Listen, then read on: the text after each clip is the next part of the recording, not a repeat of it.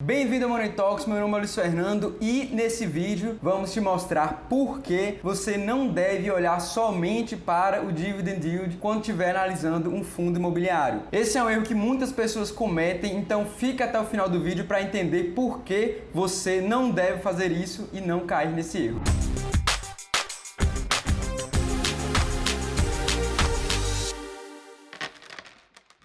Como sempre, já vou pedindo para deixar o seu like, se inscreve no canal se ainda não for inscrito. Estamos dando uma repaginada no visual, como vocês viram aí na vinheta. Segue a gente no Instagram, conteúdo de graça e de qualidade toda semana, no mínimo 3 vídeos por semana que podem mudar a sua vida. Então se inscreve, ativa o sininho, vamos pro vídeo. Eu sei que parece tentador à primeira vista investir em determinado ativo olhando apenas o Dividend Yield. Afinal de contas, esse é um indicador que mede quanto do seu dinheiro investido é devolvido para você sob forma de dividendos, sob forma de proventos, que no caso dos fundos imobiliários são pagos mensalmente, é a famosa renda passiva. O problema é que isso cria uma armadilha que pode pegar os investidores iniciantes de jeito e eu vou te explicar o porquê. Primeiro, precisamos entender que todo investimento tem uma relação de risco e retorno, onde quanto maior o risco que você toma, maior é o retorno esperado, como exatamente um bônus por você ter tomado aquele risco. E aí, caso você acerte, caso a sua tese se concretize, você tem um retorno esperado maior. O problema é que esse risco pode, no final das contas, não se pagar e você acabar se afundando e se frustrando com os investimentos. Como eu sempre digo, os ativos devem ser analisados sob uma ótica de risco e não do retorno. Assim você vai conseguir montar uma carteira condizente com o seu perfil e com as suas expectativas. Mas agora vamos ver na prática como essa relação risco-retorno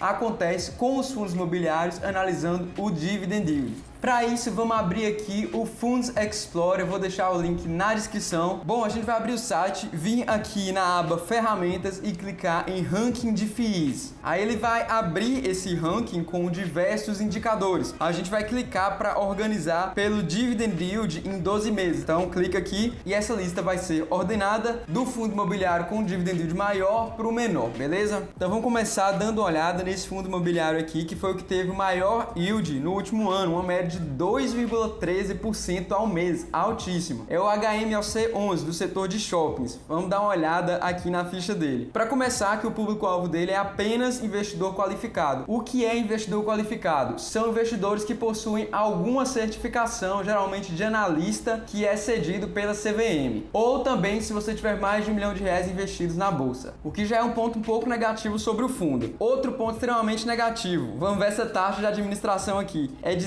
0,75% ao ano sobre o valor das cotas de mercado, ou seja, os gestores serão remunerados de acordo com a valorização das cotas, o que pode não ter muito a ver com os fundamentos do fundo imobiliário. Para você ter uma noção, a última empresa que eu analisei que tinha remuneração sobre cotas para os gestores foi a IRB, e a gente viu o que é que deu. Outro ponto é que esse fundo imobiliário é um fundo monoimóvel, ou seja, investe em apenas um imóvel, no caso esse shopping aqui, o Shopping Praça da Moça. Não tem nenhum tipo de diversificação, seu patrimônio está concentrado apenas em um imóvel, o que é muito complicado. Se a gente pegar o histórico também do Dividend Yield nos últimos anos, olha isso aqui. Esse aumento foi única e exclusivamente nesse ano de 2021. Então podemos ver que isso aqui foi um cenário extremamente atípico, o que a gente chama de não recorrente. Outro ponto também que você precisa ter noção sobre o Dividend Yield é que ele é calculado sobre o valor da cota, ou seja, se os proventos se mantiverem e a cota daquele fundo cair, o Dividend Yield vai subir. E esse foi outro fator que contribuiu para esse fundo imobiliário. Olha o que aconteceu aqui com as cotas lá no começo para o meio de 2020, ela despencou.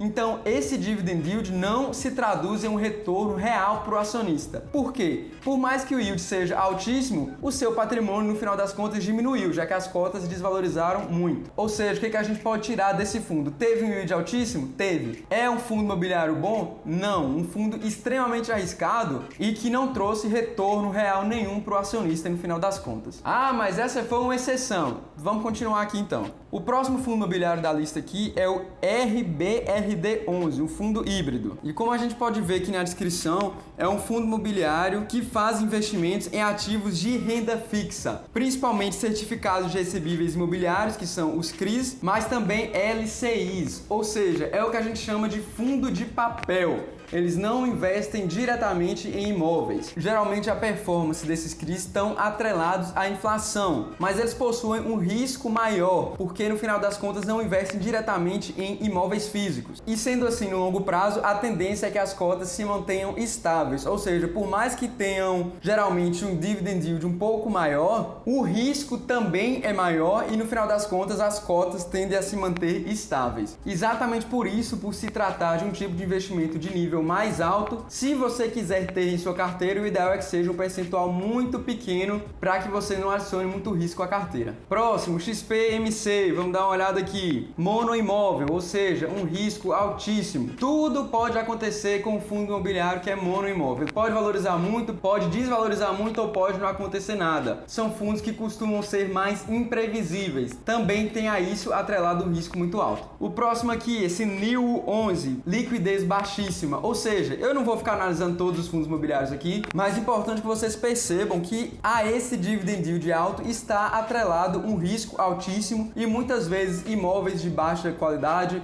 baixa diversificação, baixa liquidez, indicadores de uma má governança. Tá, então como você pode usar o indicador dividend yield para fazer suas análises? Tem um caminho que eu acho que pode ser interessante e você pode usar inclusive esse ranking do Fundos Explorer. Como vai funcionar? Primeiro você vai definir o número de fundos imobiliários para pôr na sua carteira, geralmente de 5 a 10 já está interessante. E aí você vai nesse ranking, pega o primeiro e analisa seguindo passo a passo que eu mostrei aqui, vou deixar o card no último vídeo, o passo a passo de como analisar um fundo imobiliário. Você vai seguir todos esses critérios e se o fundo imobiliário que você analisou passar, você vai adicionar ele na sua carteira. Se não passar, vai para o próximo. E assim você vai fazendo, seguindo a ordem dos maiores dividend yield, até preencher o número de fundos imobiliários que você deseja na sua carteira. Dessa maneira, você vai pegar os fundos imobiliários com maior yield que são de qualidade, não é para você sair adicionando tranqueiro na sua carteira. Vai adicionar fundos imobiliários de qualidade e bons para o longo prazo. Mas como eu mostrei aqui, tenha em mente que você nunca pode analisar o dividend yield ou nenhum indicador isoladamente. Essa é a maneira mais fácil de fazer besteira na bolsa. E pelo vídeo de hoje é isso. Se você gostou, deixa seu like, se inscreve no canal, manda esse vídeo